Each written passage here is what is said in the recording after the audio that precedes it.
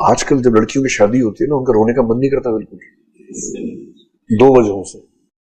एक तो जनरली वो खुद पक चुकी होती है अपने घर से कि ठीक है जाते हैं, अच्छा लगेगा।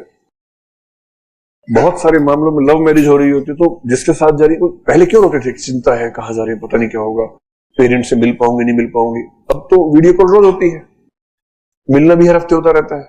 अब तो वो सब इश्यूज बचे नहीं है, रोना आता ही नहीं। और तीसरा ये भी कि जो चेहरे पे 7 चेहरे लगे हुए एक्स्ट्रा, रोते ही उनमें से 6-7 खत्म हो जाते हैं। एक चिंता ये भी है, उसमें भी फाउंडेशन कोर्स से शुरू होता है। अब उसमें जिसने बनाया हुलिया, उसने कहा कि देखो पानी ना पड़े, बरसात आए तो साइड से निकल जाना, बस आंसू भी एक बरसात है, तो रोने का कोई वैसे मतलब नहीं। और आप देखेंगे शादी जब विदाई होती है, आसपास सब लोग माहौल बनाए थे, और रो ही नहीं रही, वो खुश है। अच्छा मैं जा रही हूँ। मम्मी चूटी काटते, रो थोड़ा सा कम बात, क्या कहेंगे सब लोग, थोड़ा रो ताकि हमारी इमेज अच्छी बने कि देखो हमसे इतना प्यार करते थे कि दुखी होकर रो रही है। उसे रोना ही नहीं रहा। लड़के ज्यादा रोते हैं आजकल विदाई के समय।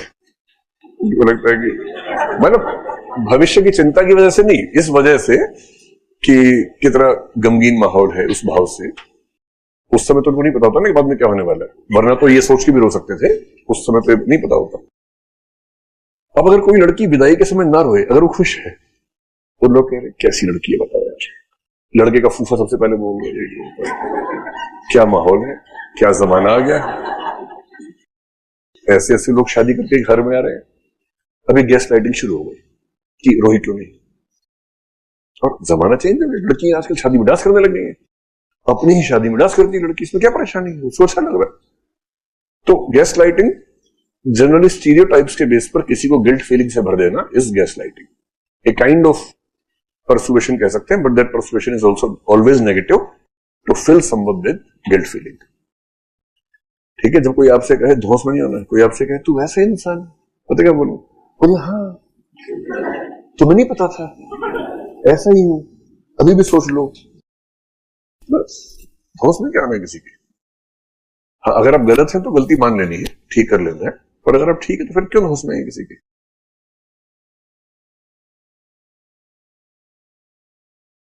ब्रेन वॉश का मतलब होता है एक complete kind of persuasion. Changing someone's mind completely is brain washing. ठीक, so intensity and degree of persuasion, if it becomes very high, very comprehensive, we call it brain wash. हमेशा ध्यान रखना, brain wash के समय brain होता है जिसको wash कर रहे होते हैं। हिप्नोटिज्म में this person is not left with his brain, अब उसका ब्रेन उसे कंट्रोल में है ही नहीं। So hypnotism is a trick. Persuasion और ये ब्रेन वॉशिंग, ये सब चीजें, या गैस लाइटिंग, ये सब कॉन्शियस अटेम्प्ट्स हैं किसी को कन्विंस करने के। अगर कन्विंस करने के तुम गंदे इंसान हो तो गैस लाइटिंग है, पूरी उसकी विचारधारा आइडियोलॉजी चेंज कर दी है तो ब्रेन वॉशिंग है, और अगर किसी खास स्पेसिफिक मामले में है तो वो परसुएशन है। ठीक है भाई, क्या बात है। हाँ जी जी जी, कहें। अच्छा, 2 थे, मैंने उनसे पूछा कहें, इधर वाले साहब उठे, बोले तू रुक पहले मैं बोलूंगा। ये गैस लाइटिंग होती है। वो बेचारा दम के बैठ गया चुपचाप। तो ये गैस लाइटिंग की शुरुआत ऐसे ही होती है कि तू बैठ, वो बोल नहीं पाया मैं क्यों बैठूं, तो क्यों ना बैठे भाई, तो पहले तुम उठो। यहां गैस लाइटिंग नहीं होगी बिल्कुल भी। हाँ बताओ। अच्छा, आपने पहले मौका दे दिया, ठीक है, अब ये भी आप वैसा ही कर रहे हैं कुछ। रिवर्स डिस्क्रिमिनेशन बोलते। चल बोलिए बोलिए बोलिए। मैंने कोई बुक पढ़ी नहीं हिप्नोटिज्म पे, दरअसल मैं, मतलब मैंने डायरेक्टली 3 दिन एक बार सीखा था समझने के लिए। तो ऐसे लोग हैं जो वो हिप्नोटिज्म नहीं सिखाते, दे टीच हिप्नोथेरेपी।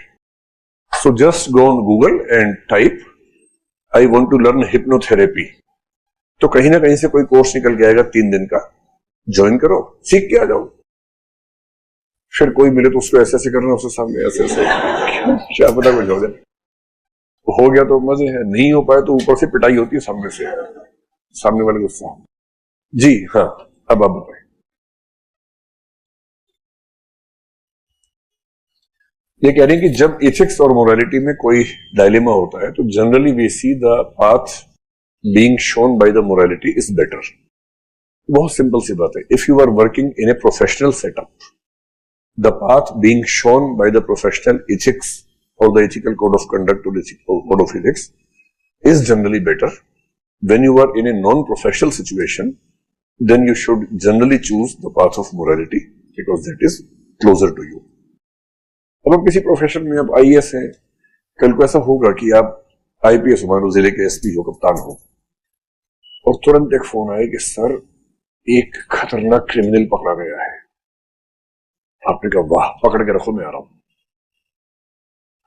आप पूरा जीप में सारा सामान 15, 20, 25 लोगों को लेके पहुंचे उस जंगल में जहां पकड़ा गया है, और सब पुलिस वाले हैं, सब कह रहे हैं कि हुजूर सीरियल क्रिमिनल है, कितने मर्डर, कितने रेप, कितना कुछ कर रखा है, पूरा जिला परेशान है इससे। सर ऐसा मौका नहीं मिलेगा, अभी किसी को नहीं पता है, and we can make all the arrangements to encounter him. तो फिर सबने इतना बताया, आपका मन हो रहा है कि इसको मार देते हैं, बड़ा नीच आदमी है, तो क्या करेंगे? मान लो इंटरव्यू का सवाल है,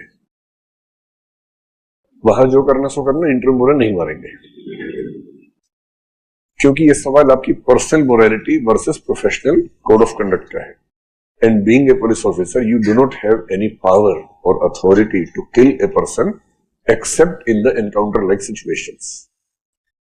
नहीं करना, कोई कितना भी लालच दे, नहीं करना, नहीं सर सवाल ही पैदा नहीं होता। सर कानून का शासन, rule of law, article 14, article 21 उसका, आर्टिकल 19 उसका, नहीं सर मतलब ही नहीं बनता।